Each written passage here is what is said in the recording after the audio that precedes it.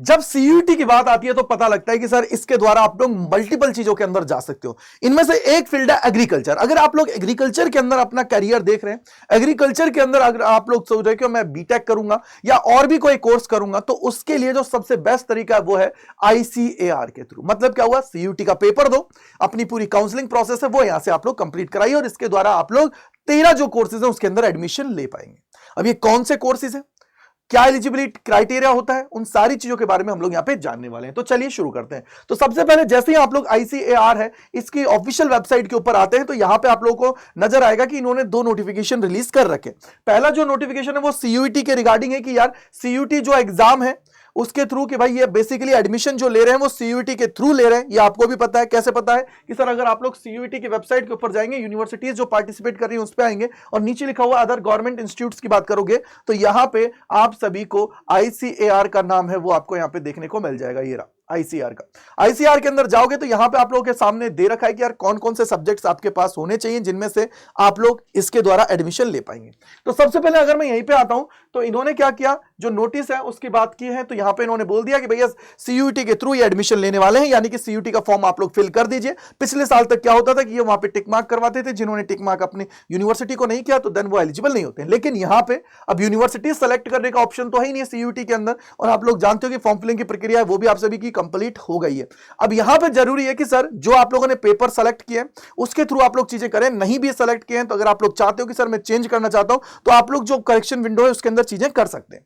तो सबसे पहले आप लोग यहां पे देखिए कि ये इनका क्या है, इंफॉर्मेशन बुलेटिन है। अगर मैं वापस आता हूं तो यहां पे दूसरा जो दे रखा है ना वो क्या है, इंफॉर्मेशन बुलेटिन है। यहां पे इंफॉर्मेशन बुलेटिन के अंदर आप आएंगे तो यहां पे सबसे पहले तो एनटीए के बारे में बताया गया है कि एनटीए क्या है, क्या किस तरीके से सारी चीजें होती हैं। तो बेसिकली ये एग्जाम कंडक्ट कराने वाली बॉडी होती है। यहां पे आप लोग देखोगे तो टोटल यहां पे 13 कोर्सेज हैं जिसके अंदर आप लोग एडमिशन ले पाएंगे। कौन कौन से हैं, जैसे बीएससी ऑनर्स है एग्रीकल्चर के अंदर तो ये बीएससी हुआ।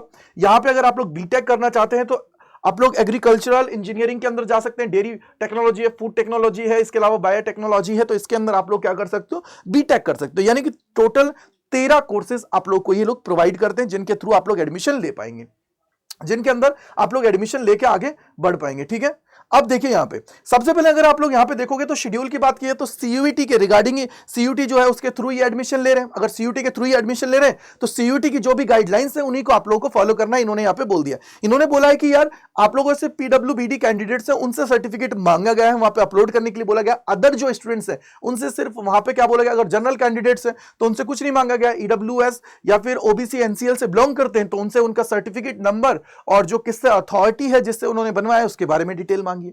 एससी एसटी का भी सेम प्रोसेस है। लेकिन अगर उन सारी प्रोसेस को आप लोग पूरा करते हो तो देखो इन्होंने बोला है कि एज पर दी एनटीए शेड्यूल, सारी कहानी इन्होंने यहां पे बोल दिया है। अब इसके बाद में इन्होंने बोला है कि शेड्यूल फॉर ऑनलाइन काउंसलिंग, तो उसके लिए देखो इन्होंने अपनी जो वेबसाइट है वो दे रखी है, क्या है, www.icar.org.in। इसके ऊपर आप लोग जाओगे तो यहां पे आप लोगों की पूरी की पूरी काउंसलिंग प्रोसेस है वो होने वाली है। ये इन्होंने यहां पे बोल दिया है। ठीक है बेटा, यहां पे इन्होंने क्या किया, बोल दिया कि इसके थ्रू ही आप लोगों की सारी काउंसलिंग प्रोसेस है वो होने वाली है।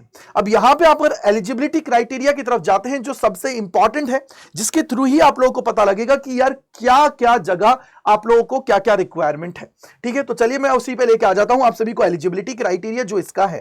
तो सबसे पहले देखो यहां पे आप लोगों को क्या क्या दे रखे हैं, तो यहां पे देखो ये रहा एलिजिबिलिटी क्राइटेरिया, ये आपके सामने आता हुआ नजर आप सभी को आ रहा है। देखो ये रहा, यहां पे आप लोग आओगे तो ये एलिजिबिलिटी कहता है कि यार आप लोग है ना, जो टोटल इन्होंने 5 सब्जेक्ट दिए, अगर उनमें से एटलीस्ट 3 सब्जेक्ट आपके पास हैं तो देन एलिजिबल है आप लोग। यहां पे सीयूटी का एग्जाम दीजिए उन्हीं सब्जेक्ट्स के अंदर।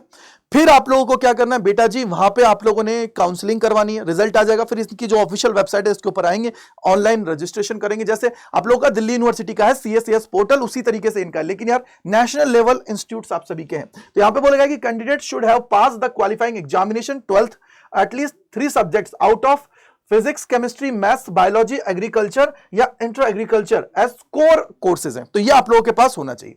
यहां पे इनमें से अगर कोई भी 3 है तो काम आपका हो जाएगा। यानी कि अब साइंस का बेसिकली स्टूडेंट है जो इसके अंदर क्या कर सकता है, चीजें आगे कर सकता है। आगे बोलेगा कि candidate who appear in subject different than the one which he और she passed in class 12th will not be considered for the counseling and admission and will stand rejected. मतलब क्या हुआ कि क्लास 12th के अंदर ये subject आप लोगों ने पढ़े हुए होने चाहिए।